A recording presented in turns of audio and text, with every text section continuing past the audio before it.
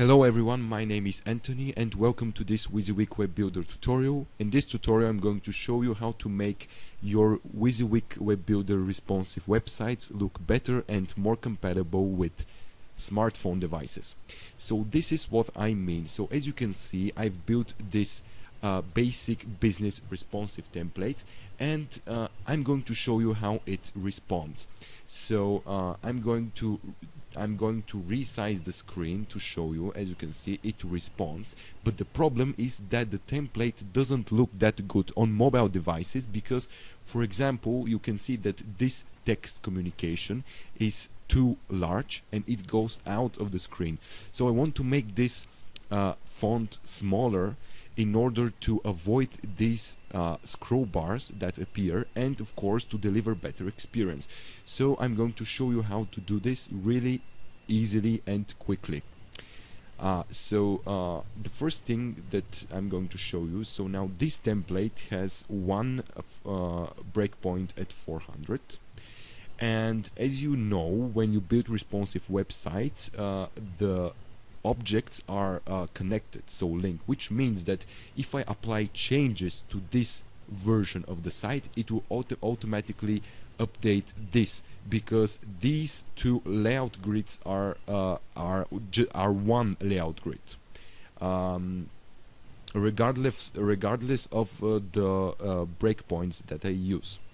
So what I'm going to do in order to make this font smaller without affecting this one and without having to make another page or something, so what I'm going to do is I'm going to hide this layout grid, not delete it but hide it, and then I'm going to copy this one and paste it here. So as you can see, it's pasted here. Now I'm going to move it to the top like this.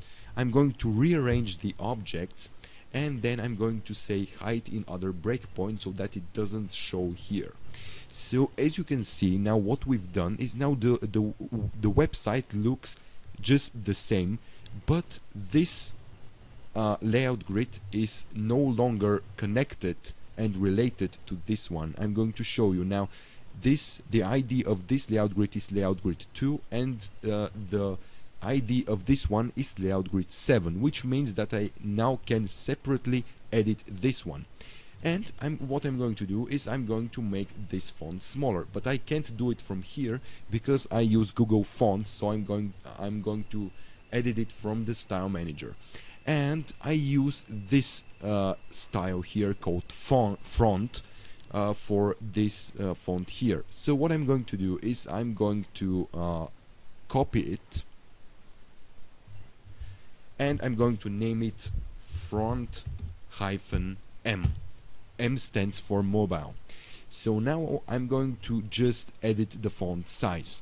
So let's try 36, for example. Okay and okay. So now I'm going to apply it like this, and as you can see, it's smaller. Now let's check what we've done. As you can see, we get this big font on our desktop version, but when I narrow down, we can see that it looks better, and we don't have these scroll bars because the font isn't that big. Now I want to do another thing. Now you can see that this full-size image is too large in height for mobile devices. It looks fine for desktop, but if I use it on mobile, people would have to scroll down with their fingers on the screen.